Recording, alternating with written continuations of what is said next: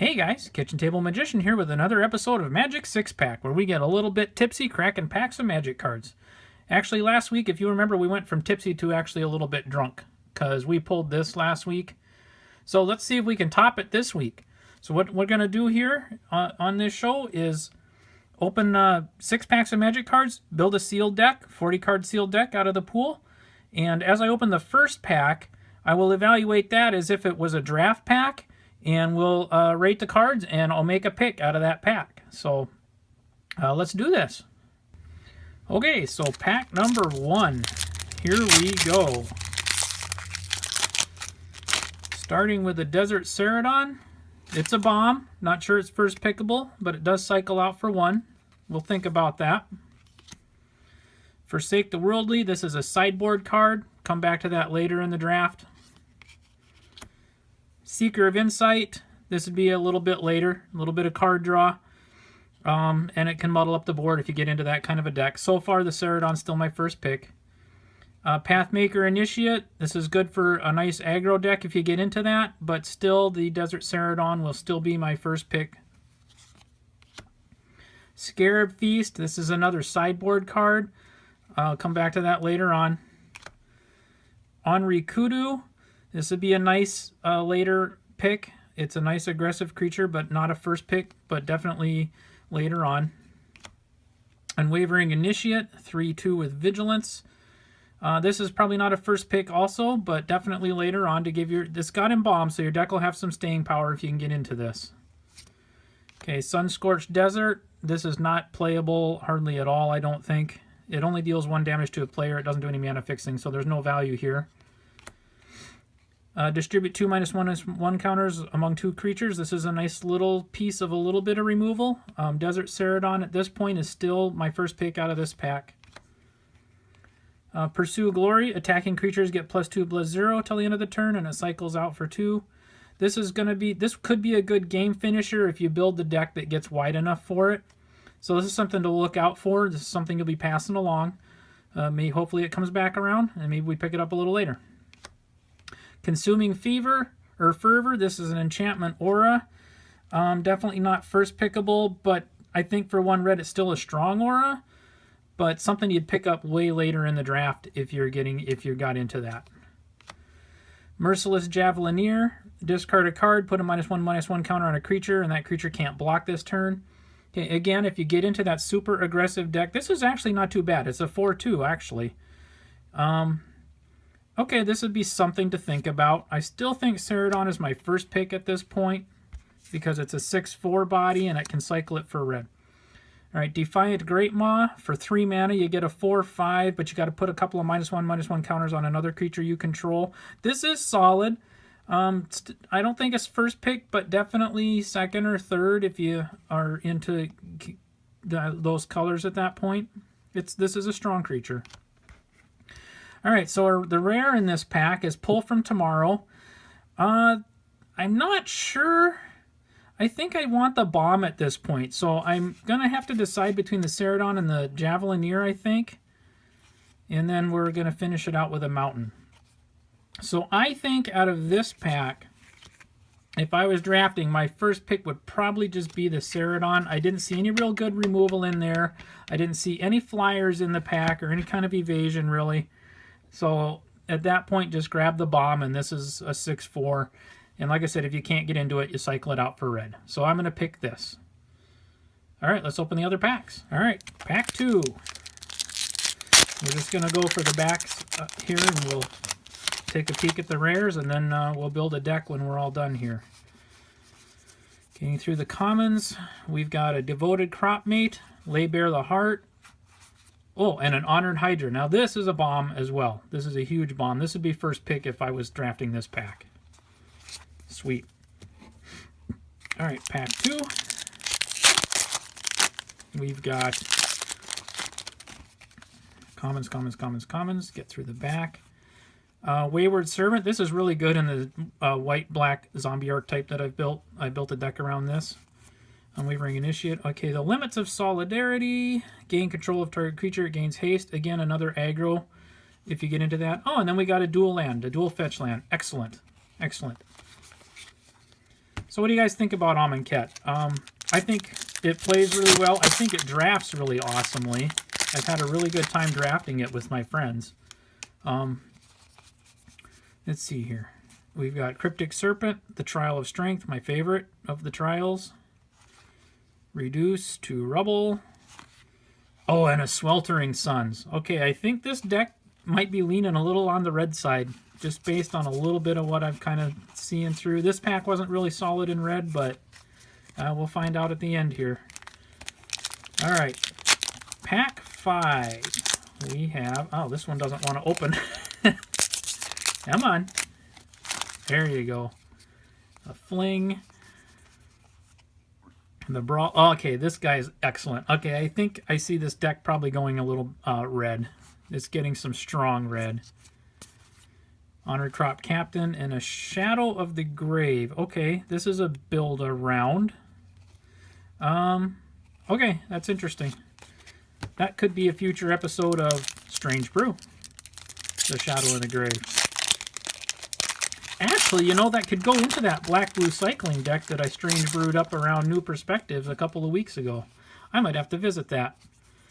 All right, and then we have Trial of Knowledge, Deem Worthy, and Liliana's Mastery is the rare. All zombies get +1/+1, and when it enters the field, you get 2 zombies. So a little bit of go wide.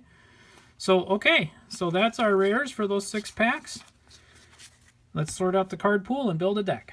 Okay, so I've had a chance to sort all the cards by color and kind of sort through, look for some things, and rank the colors in order of weakest to strongest, in my opinion. And as usual, we will start with the lands. This card pool has 3 lands. 2 of them are garbage, and 1 of them is an irrigated farmland. So we have very, very little, if anything, in the way of mana fixing in this card pool, so we have to keep that in mind as we look through. We'll probably want to try and stay in 2 colors if we can. All right, so in green, I found green to overall be the weakest color, even though it had the biggest bomb. It's all green had. Green had an Honored Hydra, and don't get me wrong, this thing's a rock star, but outside of that, there was a Defiant Great Maw, and then the rest of it's just not that much creature base. The spells in here are pretty weak. There's just nothing to back this guy up. So overall, this is probably the weakest creature, or the weakest color, and the problem I'm having is that I have no mana fixing, so I'm not going to be able to splash for just the Hydra. So I'm probably going to remove green from the mana pool, or from the card pool. Okay, blue had 2 bombs. Neither one of them fly. They're big. It's going to take a while to get into them, so you're going to have to be able to stick around. As far as some removal goes, there's a Floodwaters, but that costs 6. There's a Winds that's a bounce, and then the Wrappings, which is an enchantment. And then other than that, it's just some basic stuff. There wasn't much in blue. There was no flyers, and I had a unbelievable pile of card draw in here. So I think blue, again, unless I can splash into it with the irrigated... what is that called? The irrigated farmland. Maybe I play white and splash the blue for some card draw. Other than that, blue is the next weakest color, and I'm probably going to take it out of the card pool, which is unfortunate because there's a lot of card draw there. Okay, so the next is black. Black's a little bit stronger. It's got 1 bomb, and it's got a really nice piece of removal, and then a couple other smaller little pieces with Splendid Agonies. And then this guy is potentially removal and a beat stick at the same time. And then I got a nice flying bat and a mummy here. And then I got Liliana's Mastery, which is go wide, get zombies. And I got 2 other zombies that can go with that, so there's some synergy here. And then the rest of it's just kind of stuff I might throw in for filler if I need to. But I think there's enough synergy there to be okay if I can find some other synergy in these other 2 colors. So next we have white. White had no bombs, but it has enough synergy to go with the black that I just showed you. It's got some good removal in Compulsory Rest and potentially Time to Reflect if I play the zombies, and Impeccable Timing. Okay, so this is all decent removal. It's got some nice evasion with Gust Walker and the Tah-Crop Elite. And then the rest of it's just your standard ground stuff, but some of it's really good. Unwavering Initiates, I got 2 of those, and they embalm and they become zombies. I have this guy who, when he exerts, I can get a creature back out of my graveyard. And so I see some staying power with some of this stuff. Anointer Priest can become a zombie. Potentially in Otekra's name, zombies get +2/+1. So I'm seeing some synergy start to show up a little bit. I could potentially go black, white, and maybe... But I don't see enough to stay probably in 2 colors. My strongest color was red. Red had bombs all day long. So I'm definitely playing red, probably white and black along with that is how I think this is going to shape up. Brawler, again, this guy's unbelievably pushed for 2 mana. This is a crazy good card. Ceredon is a bomb. Sweltering Suns is a bomb, but it may not work for the build I have in mind because I think my build's going to be aggressive and smaller on the creature base will be smaller power and toughness, but lots of them. But we'll see. Limits of Solidarity lets me gain control of a creature, so this plays into that aggro again. Deem Worthy is a nice piece of removal, 7 points of damage. This is potentially swingy if you time it out right, a point of everything on your opponent's side of the table. Fling I'm not sure about with the deck I have in mind, but we'll see. And then the rest of it's some really solid, just 2 drops, 3 drops, and then a Hyena Pack. But I've got enough 2 drops and 3 drops in the other colors that I think I'm just going to go super creature heavy. I have a pair of Pursue Glory that I might run in here, and then the rest of it's just maybe filler if I need it. All right, so lastly, let's take a look at the multicolored and artifacts. I have a Reduce, which I probably won't play because I'm not playing blue, a Reduce to Rubble. But I do have this guy, and I see this guy being extremely good. So I'm probably playing black-red for sure. This guy's going to get blockers out of the way and take out creatures at the same time slowly. And he's at 4/2. And then I'm also, the other reason I'm thinking I'm going to go white is because I have a Wayward Servant to go with all those zombies. And I have Honored Crop Captain, which is more bonus on the attack if I get wide enough. So I'm seeing some synergy. I think that's how this is going to play out. The 2 artifacts I have in this pool are Loxa Rivershine, which is garbage, and Kefnit's Monument, which I might think about, even though I'm not playing blue, because it does potentially tap out opponents' blockers if they try to get aggressive back at me. This might swing it in my way. So that's the card pool. Let's go build the deck and go through it. Okay, so this mix of cards was a little bit harder to figure out and work with, but I think I got it. And it turns out it's going to be red, white, and black like I anticipated.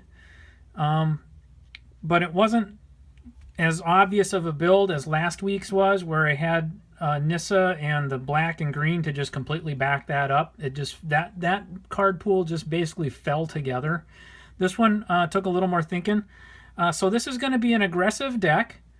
I'm just going to try and run your opponent out really fast, and hopefully I can get past some of the slower, grindier decks if I do things right. So let's start with the bombs.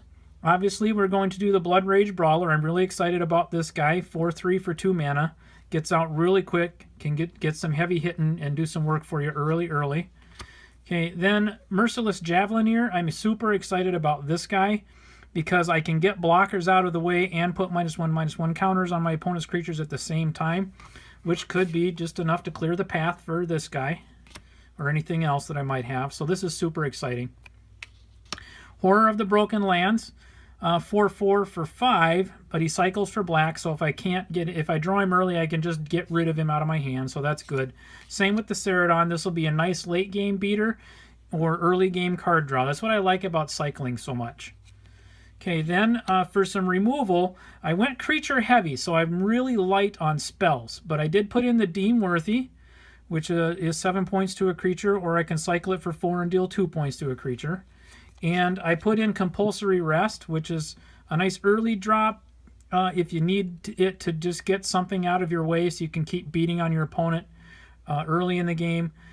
And later in the game, it can stall out something bigger too. So those were the 2, I shouldn't say, those were 2 of the best pieces in removal that I had.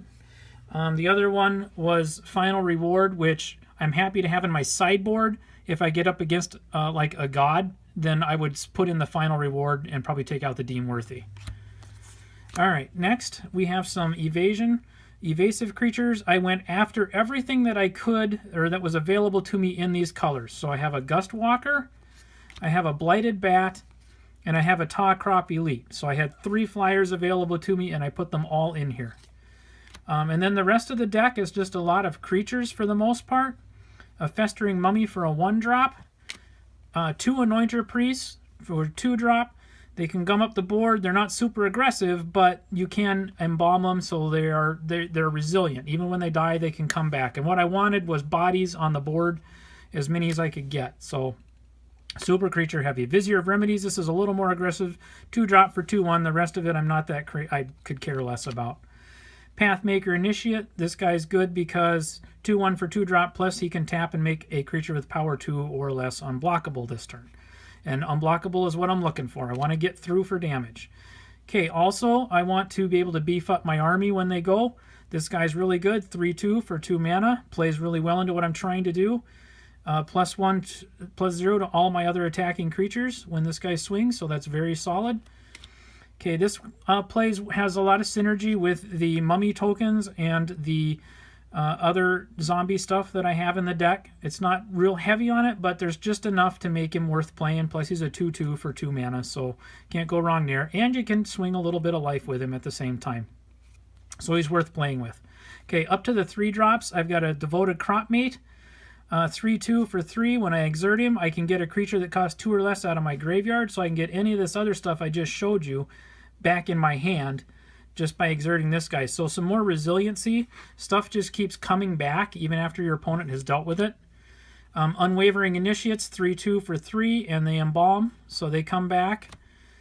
Minotaur Sureshot. I like this guy because he has reach and because he can beef himself up. If he's going to get through for a hit, you can maximize that as well. So Hyena Pack, just a vanilla 3/4 for 4, but its body's on the table, and that's what I want. This guy can actually go a little bit wide. This is Supply Caravan, 3/5 for 5, but if you play him on your second main phase, you should always get a warrior creature with him, so you'd get 2 bodies on the table, so you're going a little bit wide. So that's my creature base. Except for Liliana's Mastery. I kind of count this as a creature spell too. It's for 5 mana. It's an enchantment. All zombies you control get +1/+1, so it beefs up all your mummified, embalmed creatures. Plus you get 2 zombie tokens with it. So this goes wide as well. And that's what I'm trying to do, is just get wide. And then I'm just backing it up with a pair of Pursue Glories, giving all of my attacking creatures +2/+0 till the end of the turn. Again, if you draw one of these too early, just cycle it out. You got 2 of them. The idea is to put the game away a little bit later with one of these. So it is in 3 colors. I just rounded it out with 15 basic lands, 5 in each color. I was a little bit concerned about that, but we'll see how it plays out. So my plans are to play this deck against the deck that I built last week. I'd like to, at some point in the near future, be able to stream those matches, so I'm looking to buy a digital video recorder here very, very soon and have one of my friends help me play these matches out, and we'll see how things do. All right, so let me know what you think of the video. Let me know what you think of the deck build. If there's anything you think I might have done differently or should have done differently, leave it in the comments below. As always, if you like this, hit the subscribe button, thumbs up, hit the like button, and until next time.